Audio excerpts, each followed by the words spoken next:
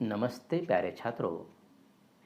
मैं आपका अध्यापक जी सूर्यवंशी, मौलाना आज़ाद महाविद्यालय रोज़ाबाग औरंगाबाद। वीडियो के माध्यम से आपने पाठ्यपुस्तक का 8वां पाठ सुनो किशोरी लेखिका आशा रानी होरा, इस पाठ का प्रत्यक्ष प्रारंभ करते हैं। भाग 1 में हमने लेखिका का परिचय तथा पाठ के उद्देश्य की चर्चा की है। छात्रों, आप अपने पाठ्यपुस्तक में पृष्ठ क्रमांक 41 पर देखिए या स्क्रीन पर देखिए। सुनो सुगंधा, तुम्हारा पत्र पाकर खुशी हुई।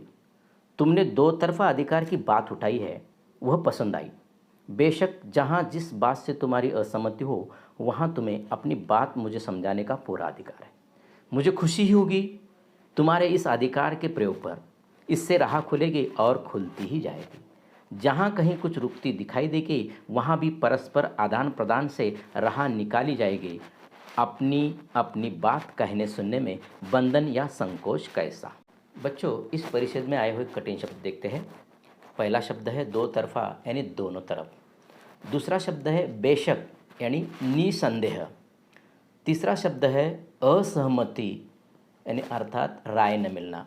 और चौथा शब्द है आदान प्रदान अर्थात लेन देन।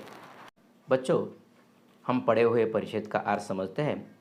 प्रस्तुत परिच्छेद में लेखिका आशा रानी होरा जी ने अपनी बेटी सुगंधा का पत्र पाने पर खुशी जताई है। तुम्हारा पत्र पाकर खुशी हुई है यानी जिस पत्र में सुगंधा ने दो तरफा अधिकार की बात उठाई है वह बात लेखिका को पसंद आई है। लेखिका यहाँ सुगंधा से कहती है कि बेटा, आपको जहाँ भी जिस बात पर असहायता हो, असहमति हो या शंका हो वहाँ उसे समझाने का पूरा अधिकार है। इससे गलती समझने में आएगी और रास्ता भी खुलेगा। सुगंधा बेटा, एक दूसरे से बातें करने में संकोच कैसा। एक दूसरे से बातें करने से या परस्पर विचारों का आदान प्रदान करने से प्रश्न सुलझता है, उससे राह निकलती है। इसीलिए परिवार में सभी सदस्यों के बीच संवाद होना चाहिए, एक दूसरे से संभाषण होना चाहिए। इससे मन में जो भी बातें हैं वह बाहर आती है और उस पर हल निकला जा सकता है। यहाँ आशा रानी होरा कहना चाहती है कि किशोर अवस्था जीवन की सबसे संवेदनशील उम्र होती है। मेरे प्यारे छात्रों, यहाँ से ही बालक बालिका के बनने या बिगड़ने की शुरुआत होती है। इसीलिए छात्रों, वह गाना आपने सुना होगा, यह मराठी गाना है 16वं वरिस धोक्याचं। यह किशोरवयीन आयु जो है यह धोखे की घंटा भी है। परंतु बच्चों, इसी आयु में मार्गदर्शन, अच्छी दिशा मिले तो हम अपने जीवन में कामयाब भी हो सकते हैं। इसी आयु में छत्रपति शिवाजी महाराज ने स्वराज्य की स्थापना की। इस अवस्था में स्वामी विवेकानंद ने संपूर्ण भारत का भ्रमण किया हुआ। इसी आयु में संत ज्ञानेश्वर महाराज ने ज्ञानेश्वरी की रचना की है। इसी उम्र में छत्रपति संभाजी महाराज ने बुद्ध भूषण ग्रंथ लिखा था। इसीलिए बच्चों, तुम्हारी इस उम्र में सबसे ज़्यादा देखभाल एवं सही मार्गदर्शन और सच्चे साथी की आवश्यकता होती है।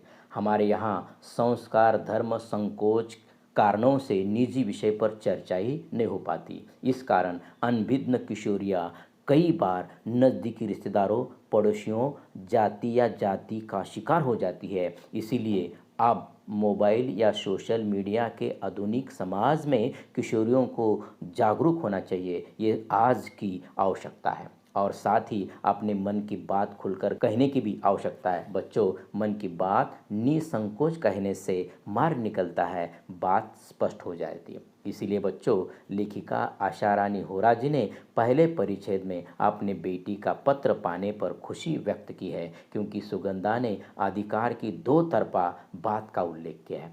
इस अधिकार की बात उठाने पर भी लेखिका खुश होती है और उसे अपने बेटी ने कही अधिकार की बात बेहद पसंद आती है। ठीक है बच्चों, आगे देखते हैं बच्चों।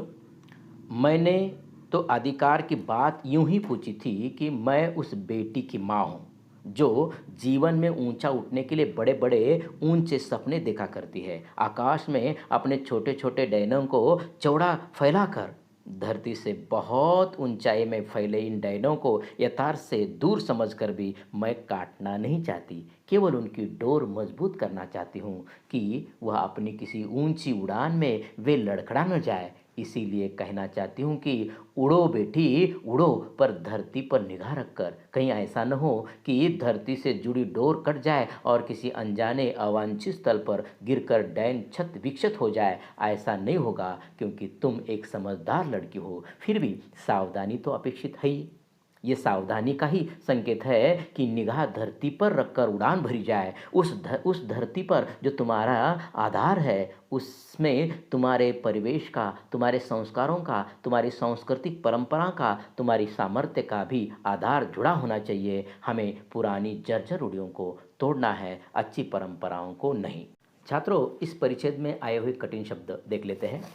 डायनो यानी पंख, यथार्थ सच्चाई या वास्तविकता, अवांछित जिसकी इच्छा न की गई हो, क्षत विक्षत बुरी तरह से घायल या लहूलुहान, अपेक्षित जिसकी आशा न की गई हो, सामर्थ्य योग्यता या शक्ति, जर्जर जो कमजोर बेकार हो। छात्रों, इस परिच्छेद में एक मुहावरा आ चुका है, धरती पर निगाह रखना, अर्थात वास्तविकता से जुड़े रहना। छात्रों, प्रस्तुत परिच्छेद में लेखिका आशारानी होरा जी ने अपनी बेटी सुगंधा पर विश्वास जताया है और ऐसी बेटी की मां होने का गर्व महसूस किया है। जो बेटी अपने अधिकार की बात उठाती है, वो भी जीवन में सफल होने के लिए आकाश में अपने छोटे छोटे पंख फैलाकर ऊंचे सपने देखा करती है। बच्चों, जीवन में सपने जरूर देखना चाहिए, लेकिन वह सपने वास्तविक होने चाहिए। जो भी हम सपने देखते हैं, वह सभी सपने वास्तविकता से जुड़े होना चाहिए, ना कि दीवार सपनों। कुछ युवा दीवार स्वप्न देखते हैं जो कभी पूरा नहीं होते, वे सपनों की दुनिया में ही रहते हैं। बच्चों, हमें वास्तविक सपने देखना चाहिए और उसे पूरे करने के लिए यथोचित प्रयास भी करना चाहिए। किसी ने कहा है कि सपने वो नहीं होते जो नींद में आते हैं, सपने वो होते हैं जो सोने नहीं देते हैं। ऐसे सपने होना चाहिए, ऐसा दृढ़ निश्चय होना चाहिए। जो भी मन की इच्छा हो, वह जब तक पूरी नहीं होती तब तक शांत नहीं बैठना है। यह सपना जब तक पूरा नहीं होता तब तक नींद नहीं आनी चाहिए। इसीलिए बच्चों, सपने जरूर देखना चाहिए, वास्तविक होने चाहिए और उसे पूरा करने का प्रयास भी जरूर करना चाहिए। इसीलिए लेखिका अपनी बेटी से कहती है कि इन ऊंचाइयों में फैले पंखों को वास्तविकता से दूर समझकर भी इसे काटना नहीं चाहिए, बल्कि उसकी डोर को मजबूत करना चाहती है ताकि ऊंची उड़ान में वो लड़खड़ा न जाए। लेखिका अपनी बेटी से कहती है कि ऊंचे सपने जरूर देखो, पर वह सपने वास्तविकता से जुड़े होना चाहिए। और यह भी कहती है कि सुगंधा बेटी, तुम उड़ो पर धरती पर निगाह रखकर, क्योंकि अगर धरती से बंधी डोर टूट गई तो उसे किसी अनजाने अवांछित जगह गिरकर पंख बुरी तरह से घायल हो जाएंगे। लेकिन लेखिका को अपनी बेटी पर पूरा विश्वास है। उन्हें मालूम है बेटी समझदार है, उसके साथ ऐसा नहीं हो सकता। फिर भी सावधान रहने के लिए बेटी को कहती है।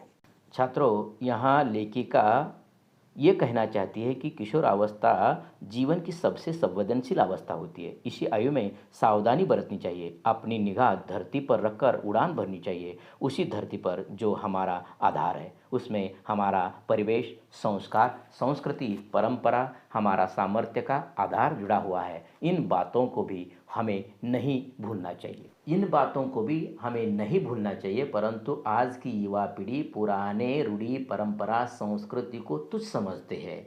यहाँ हर एक की धारणा अलग अलग है, लेकिन हमें पुरानी जर्जर रूढ़ियों को तोड़ना है, अच्छी परंपराओं को नहीं। ये बात भी हमें याद रखनी चाहिए। तो बच्चों, आज के वीडियो में हमने 2 परिच्छेद का अध्ययन किया है। यहाँ रुकते हैं, बचे हुए पाठ को भाग 3 में देखते हैं, अध्ययन करते हैं। धन्यवाद।